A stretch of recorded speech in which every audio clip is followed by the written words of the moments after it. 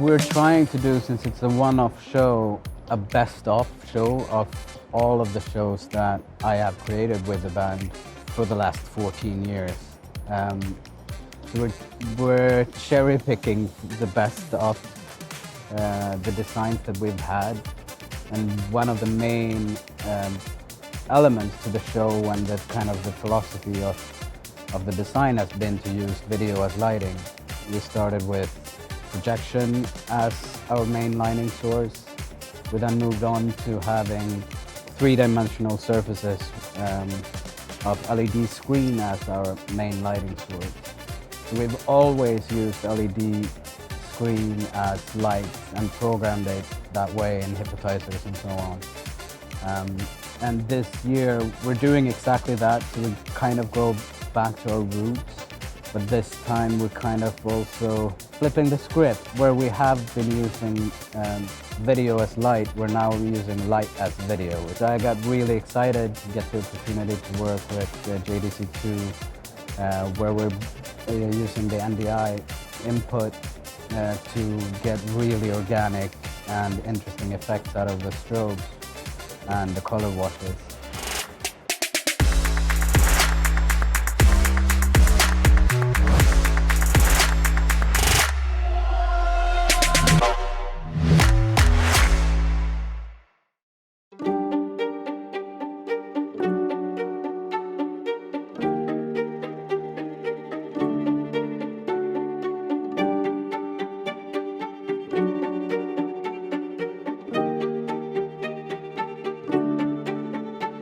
Tobias Rylander.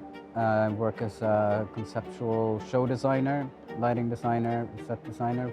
Well, it is 20 years now. I've been with the 1975 for 14 years, coming up on 15. Hi, my name is Michael Strawn. I'm a lighting designer, director, and associate lighting designer. I first met Tobias Rylander, I think 2012, but ever since kind of 2019, been working really closely together. He's a good friend and amazing colleague and person to work with. I'm Darren Purvis, and I've been involved with lighting for shows for about, probably 18 years now. Met Tobias when he got involved with the band on their first full production tour. I've been with the 1975 pretty much through their whole journey. So I started off with them when it was just those guys in a van, and there was me and another couple of crew. My history is that I come from lighting design. Started on a very small scale in Stockholm, in local rock clubs. Went on to touring with Swedish rock bands, then Scandinavian bands, and then global bands, I guess. We're currently working on the headline show for Glastonbury Pyramid Stage 2025, which is really exciting.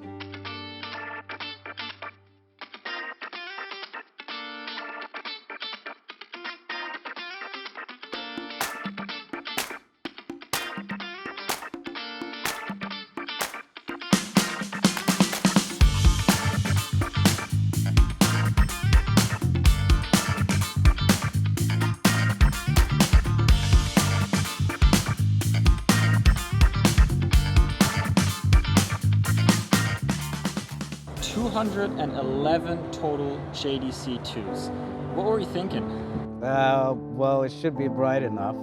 It's about using them sort of as a really, really big palette for video. We're using the fixtures with the NDI input, and we're video mapping more or less everything that we're doing on the video side through the strobes.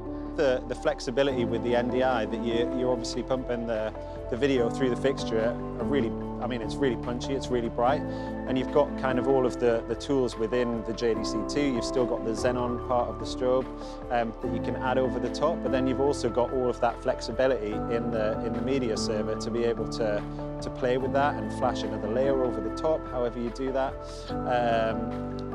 It just creates so many options, which is really interesting. It just elevates the looks we're able to create, and it means we can use the same fixture for multiple things. They're obviously bigger. On camera, they're going to look really nice because we can, especially in cross shots and front shots, we can see the full plate and see the video running through it as if you would a video wall, which is really cool.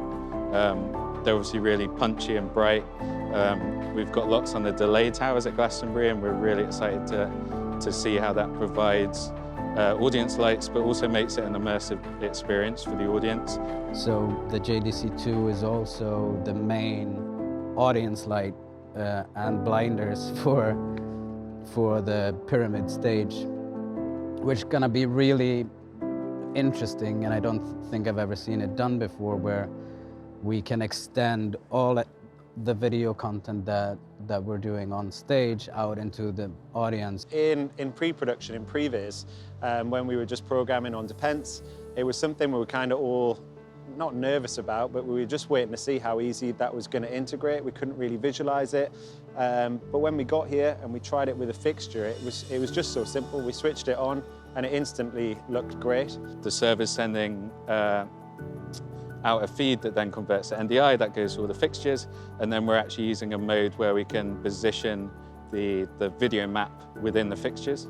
Once we got our map in and we positioned all the lights within that map, it switched them on, and straight away it was just a really impressive effect. Because we can also tweak things like if we want to do a song where we're just sending 169 to all the lights, we can do that, but we can also spread out the canvas and send it to all the lights. And that's just like a control channel, the way you would use any sort of other light. We've always been a really bright show. We have a ton of LED video screens on stage in three-dimensional shapes and forms. We always run video as lighting, so we crank the processors at full. So we're a very, very bright video show. So we need a really punchy lighting fixture to punch through that. And normally where video departments and lighting departments might fight for space, I'm just fighting myself because everything looks really good and everything is a lighting fixture. It's the brightness, it's the ability to run NDI through them so that we can really get the most out of the organic and sort of static noise video effects that we're using. I've always dreamt of doing something like that, so I'm very excited. We've always, since I started working with Tobias, he's always used video as light and light as video. And in the past, we've done things like bitmap through the MA2 lighting console, and that always looked really cool and special and unique.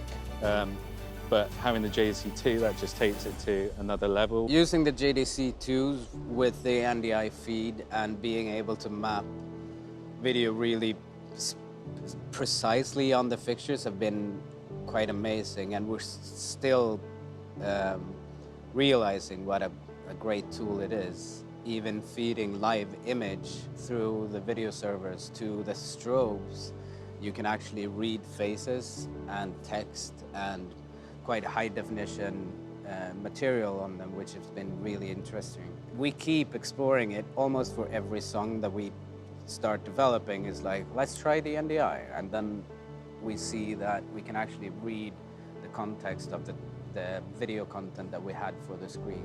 We just keep finding more and more stuff to do with it. It's really fun.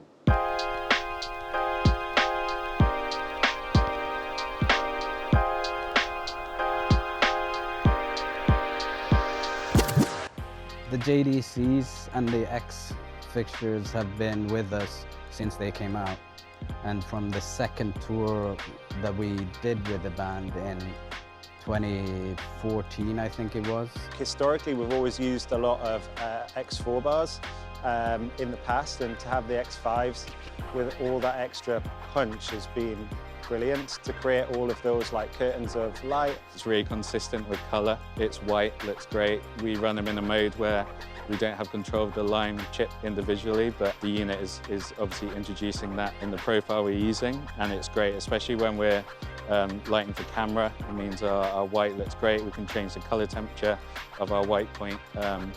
And yeah, we've had them on a few tours, working outside a lot now in the rain. To have the X5 being an outdoor fixture has been really important for me. to be able to bring it for the outdoor stages, and in this case a festival stage where everything needs to be IP. The majority of our touring rig for this show is just the X5s and the JDC2s, but the ability to create all the different looks with different parts of fixtures, single pixels, the xenon, the plate, it just creates a lot of flexibility, yeah, which we use a lot, to be honest. It's definitely a maximalism within minimalism. Nothing is moving.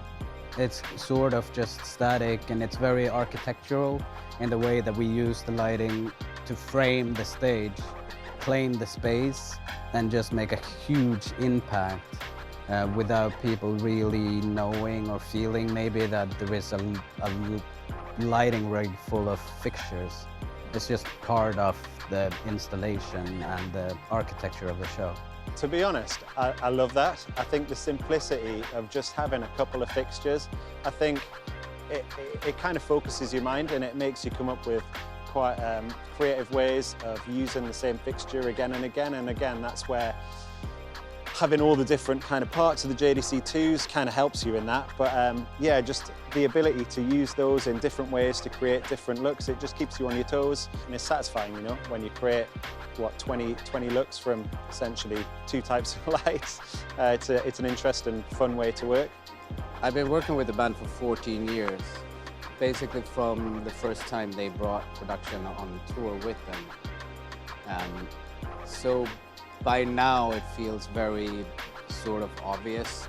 All the designs kind of come organically through my collaboration with Matthew Healy, the lead singer.